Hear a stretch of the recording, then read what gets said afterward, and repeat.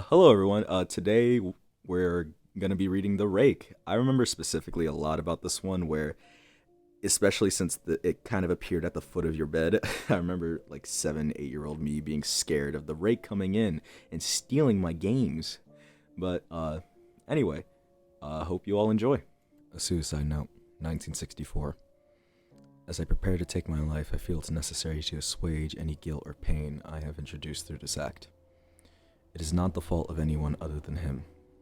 For once a week, I woke and felt his presence, and I once awoke to see him on my bed. Once again, I awoke and heard his voice and looked into his eyes. I cannot sleep without fear.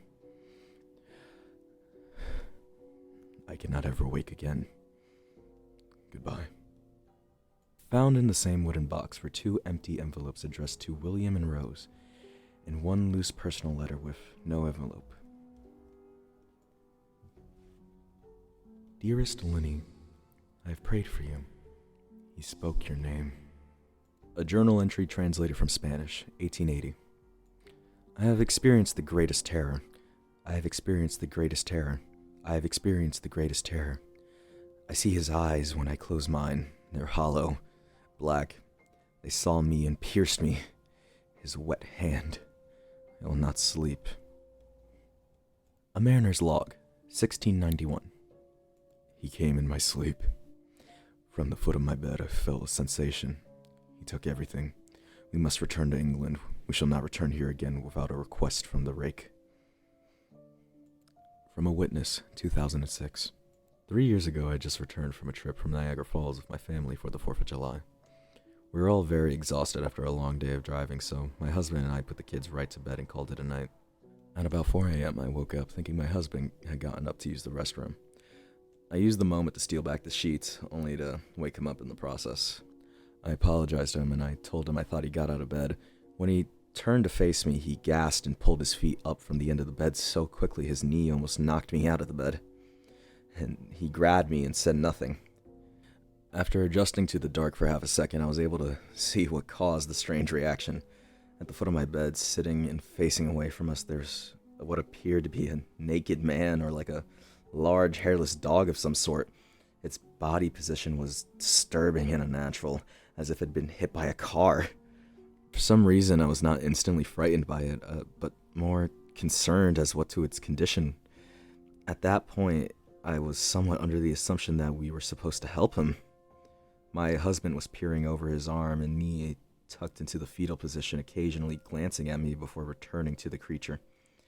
In a flurry motion, the creature scrambled around to the other side of the bed, then crawled quickly into a falling sort of motion right along the bed until it was at least a foot away from my husband's face. The creature was completely silent for 30 seconds. Just looking at my husband, the creature then placed its hand on its knee and ran into the hallway leading to the kids' room. I screamed and I ran for the light switch, planning to stop him before he hurt my children. When I got to the hallway, the light from the bedroom was enough to see it crouching and hunched over about 20 feet away. He turned around and looked directly at me. Covered in blood, I flipped the switch on the wall and saw my daughter, Clara. The creature ran down the stairs while my husband and I rushed to help our daughter. She was badly injured and spoke only once more in her short life. She said, He is the Rake. My husband drove his car into the lake that night while rushing our daughter to the hospital. He did not survive. Being a small town, news got around pretty quickly. The police were helpful at first, and the local newspaper took a lot of interest as well. However, the story was never published, and the local television news never followed up either. For several months, my son Justin and I stayed in a hotel room near my parents' house. After we decided to return home, I began looking for answers myself. I eventually located a man in the next town over who had a similar story. We got in contact and began talking about our experiences. He knew of 2 other people in New York who had seen the creature, now referred to as the Rake. It took the 4 of us about 2 solid years of hunting on the internet and writing letters to come up with a small collection of what we believed to be accounts of the Rake. None of them could give us any details or history to follow up on. One journal had an entry involving the creature in its first 3 pages and never mentioned it again. A ship's log explained nothing of the encounter, saying that they were told to leave by the Rake. That was the last entry in the log. There were, however, many instances where the creature's visits was one of a series of visits with the same person. Multiple people also mentioned being spoken to, my daughter included. This led us to wonder if the Rake had visited any of us before her last encounter. I set up a digital camera near my bed and left it running all night. Every night for 2 weeks, I would tediously scan through the sounds of me rolling in my bed each day when I woke up. By the end of the second week, I was quite used to the occasional sound of sleep while blurring through the recording at 8 times the normal speed. On the first day of the third week, I noticed, or at least I thought I noticed, I heard something different. What I found was a shrill voice. It was the Rake. I can't listen to it long enough to begin to transcribe it. I haven't let anyone listen to it yet. All I know is that I've heard it before, and now I believe that it spoke when it was sitting at the front of my husband. I don't remember hearing anything at the time, but for some reason the voice on the recorder immediately brings me back to that moment. The thoughts that must have gone through my daughter's head make me very upset. I've not seen the Rake since he ruined my life, but I know that he has been in my room while I sleep. I know in fear that one night I'll wake up to see him staring at me.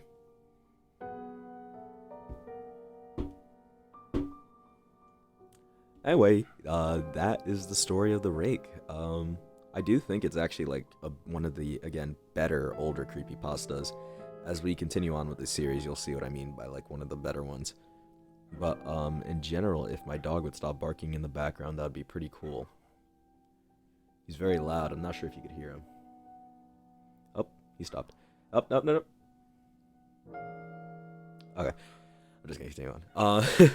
But yeah, no, the Rake is a really good story. I do think it just, I wish they did a little more with it, obviously, because it's a bit short.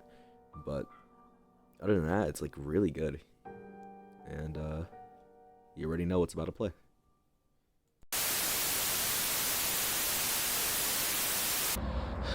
I saved whatever that fucking thing was. I escaped from it. It's not gonna get me today.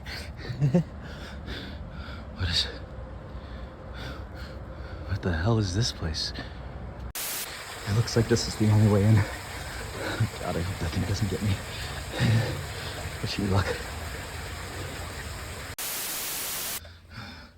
I got out. It led to this, what I think is the attic. I'm not sure how I got here. But there's something. God, it's so cold. Fuck. Shit.